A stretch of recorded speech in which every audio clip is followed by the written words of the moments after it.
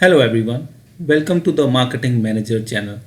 आज हम बात करेंगे एक बहुत ही इम्पॉर्टेंट स्टैटिस्टिकल एनालिसिस के बारे में, which is multiple regression analysis. और हाँ, इस वीडियो के एंड तक आपको एसपीएसएस में ये एनालिसिस कैसे परफॉर्म करना है ये क्लियरली समझ में आ जाएगा। तो चलिए शुरू करते हैं।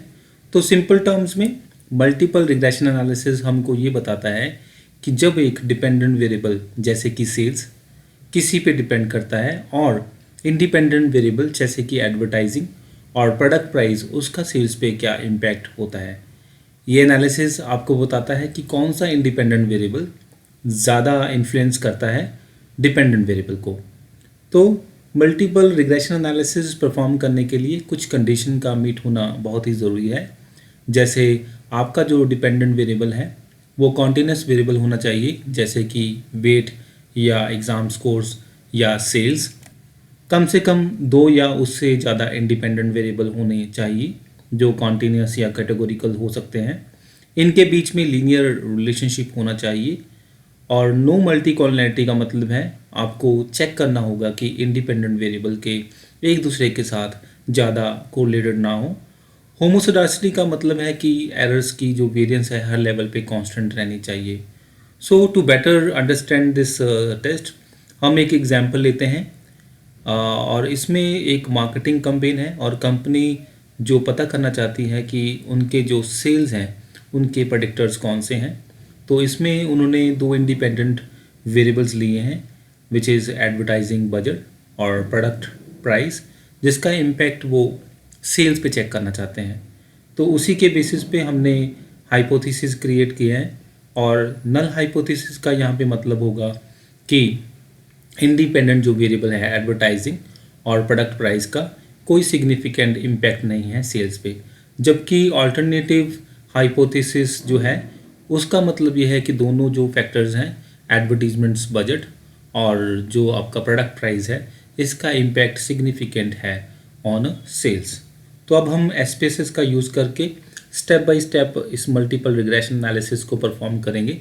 तो उसके लिए मेरे पास एक फाइल है जिसमें सेल्स, एडवर्टाइजिंग बजट और प्रोडक्ट प्राइस ये तीन वेरिएबल हैं। और इसमें जो सेल्स है वो डिपेंडेंट वेरिएबल है और एडवर्टाइजिंग बजट और प्रोडक्ट प्राइस वो जो दोनों जो वेरिएबल्स हैं वो इंडिपेंडेंट वेरिएबल्स हैं। तो अब हम एसपीएसएस सॉफ्टवेयर ओपन करेंगे और इसमें ये फाइल्स हम रन करके देखेंगे, परफॉर्म करके देखेंगे। तो उसके लिए मैं एसपीएसएस 26 वर्जन यूज़ कर रहा हूँ। तो जब ये सॉफ्टवेयर ओपन हो जाए तो आप डायरेक्टली इस विंडो को क्लोज़ कर सकते हैं। और इसमें वो जो एसपीएसएस में हम जो हमारी एक्सेल शीट है आप डायरेक्टली इसमें ड्रैग कर सकते हैं। तो मैं इस फाइल का आपको लिंक दे दूँगा इन अ डिस्क्रिप्शन लिंक, आप डाउनलोड करके आप खुद भी प्रैक्टिस कर सकते हैं। तो अब ये कुछ बेसिक क्वेश्चन पूछेगा तो मैं इसको ओके कर रहा हूँ। तो अब ये जितने भी वेरिएबल्स हैं 3 वेरिएबल्स इसमें अब ये ऐड हो गए हैं। तो हमारे पास 3 वेरिएबल्स हैं, सेल्स, एडवर्टाइजिंग बजट और प्रोडक्ट प्राइस। अब ये डेटा एनालिसिस करने के लिए रेडी है। तो एनालिसिस करने के लिए आप डायरेक्टली आप क्लिक करेंगे एनालाइज पे, देन ऑन रिग्रेशन। रिग्रेशन में सेकंड कॉलम जो आपके पास जो रो है ऑप्शन लीनियर पे आप क्लिक कर सकते हैं। देन यहाँ पे आपको डिफाइन करने होंगे आपके डिपेंडेंट और इंडिपेंडेंट वेरिएबल्स। तो सेल्स जो है वो मेरा डिपेंडेंट वेरिएबल है और advertising budget independent, product price भी हमारा जो इंडिपेंडेंट वेरिएबल है। अब आप क्लिक करेंगे स्टैटिस्ट पे। यहाँ पे हमें चेक करना है कुछ ऑप्शंस को। तो इस डायलॉग बॉक्स में आप कॉलिनैरिटी डायग्नोस्टिक और डबिन वॉटसन आप सेलेक्ट कर सकते हैं। तो ये जो हमारे जो ऑप्शंस हैं आपको ये हेल्प करेगा मल्टी कॉलिनैरिटी और एरर अजम्पशन को चेक करने में। तो देन आप कंटिन्यू करें और देन आप क्लिक कर सकते हैं प्लॉट्स पे। प्लॉट्स पे आप जे प्रेडिक्टर को आप एक्स में लें और जेड रेजिडुअल्स को आप वाई कंसीडर कर सकते हैं। देन कंटिन्यू और बाकी आप ऑप्शंस को आप डिफ़ॉल्ट रहने दें और इसको ओके कर दें। So now let's interpret the result. तो जो फर्स्ट हमारा टेबल है वो आपको बताता है कि आपने जो एनालिसिस में प्रोडक्ट प्राइस और एडवर्टाइजिंग बजट हमने इंडिपेंडेंट वेरिएबल लिया है और जो हमारा सेल्स है वो डिपेंडेंट वेरिएबल है। नेक्स्ट मॉडल समरी में आप दे सकते हो जो आर वैल्यू है दैट इज़ 0.991, जो इंडिकेट करता है कि हमारा जो मॉडल है वो इंडिपेंडेंट वेरिएबल्स प्रोडक्ट प्राइस और एडवर्टाइजिंग बजट और डिपेंडेंट वेरिएबल सेल्स के बीच में स्ट्रॉन्ग कोरिलेशन है। और आर स्क्वायर का जो मतलब है कि जो 98.3% जो वेरिएंस है जो हम सेल्स में देख रहे हैं वो प्रोडक्ट प्राइस और एडवर्टाइजिंग बजट की वजह से एक्सप्लेन हो रहा है। ये मॉडल काफ़ी इफ़ेक्टिव है इन एक्सप्लेनिंग द सेल्स, क्योंकि ऑलमोस्ट सारा वेरिएशंस जो कवर हो रहा है वो इन्हीं वेरिएबल्स की वजह से हो रहा है। Then next is adjusted R scale, और आर स्केल का जो एडजस्टेड वर्जन है जो एक्स्ट्रा वेरिएंस ऑफ वेरिएबल्स के इम्पैक्ट को रिड्यूस करता है, और ये वैल्यू भी काफ़ी हाई है। तो हमारी जो वैल्यू है वो है 0.982, जो दिखाता है कि मॉडल ओवरऑल फिट है और ओवर फिटिंग के चांसेस काफ़ी कम है। Next is Durban Watson statics, जो चेक करता है कि ऑटो रिलेशन और ऑटो कोरिलेशन को रेजिडुअल्स में है या नहीं है, और जो इसकी आइडल वैल्यू है वो नियरली 2 होनी चाहिए, और यहाँ पे जो हमारी वैल्यू है वो 2.225 है, जो कि एक्सेप्टेड लिमिट में बीच में है। तो हमें लगता है कि जो ऑटो कोरिलेशन का इस डेटा में कोई इशू नहीं है। नेक्स्ट जो हमारा टेबल है इम्पॉर्टेंट वो है कोफिशिएंट टेबल इंटरप्रिटेशन। तो इसकी इंटरप्रिटेशंस करेंगे।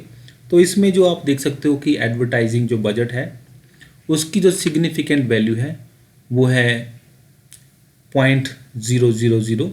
ये सिग्निफिकेंट है, और जो वैल्यू है दैट इज़ लेस देन 0.05, जो दिखाता है कि एडवर्टीजमेंट बजट का सेल्स पर काफ़ी इम्पैक्टफुल रोल है। और जो बीटा वैल्यू है ये है 0.997। ये स्टैंडर्डाइज कोफिशिएंट दिखाता है कि एडवर्टाइजिंग बजट का सेल्स पे स्ट्रॉन्ग पॉजिटिव इम्पैक्ट है, क्योंकि बीटा वैल्यू हाईएस्ट है। नेक्स्ट जो इंटरप्रिटेशन है वो हम करेंगे प्रोडक्ट प्राइस के लिए। तो इसमें जो सिग्निफिकेंट वैल्यू है अगेन दैट इज़ 0.000। तो ये वैल्यू भी काफ़ी सिग्निफिकेंट है विच इज़ लेस देन 0.05। तो प्रोडक्ट प्राइस का भी इम्पैक्टफुल रोल है ऑन अ सेल्स पर। तो नेक्स्ट जो हमारी बीटा वैल्यू है वो है 0.174 फॉर द प्रोडक्ट प्राइस। तो ये दिखाता है कि प्रोडक्ट प्राइस का स्टैंडर्डाइज इम्पैक्ट एडवर्टाइजिंग बजट से काफ़ी कम है, लेकिन ये भी सेल्स पर सिग्निफिकेंट इम्पैक्ट दिखा रहा है। द नेक्स्ट दोनों वेरिएबल का जो टॉलरेंस है वो है 0.986, और जो वी एफ वैल्यू है वो है 1.014 which is with in the accepted range. और इसका मतलब है कि इस डेटा में मल्टी कॉलिनिटी का कोई इशू नहीं है और वेरिएबल्स इंडिपेंडेंट है। तो बेस्ड ऑन दिस रिजल्ट जैसे कि आप देख सकते हो कि एडवर्टाइजमेंट बजट और प्रोडक्ट प्राइस की जो सिग्निफिकेंस वैल्यू है वो है 0.000 विच इज़ लेस देन 0.05।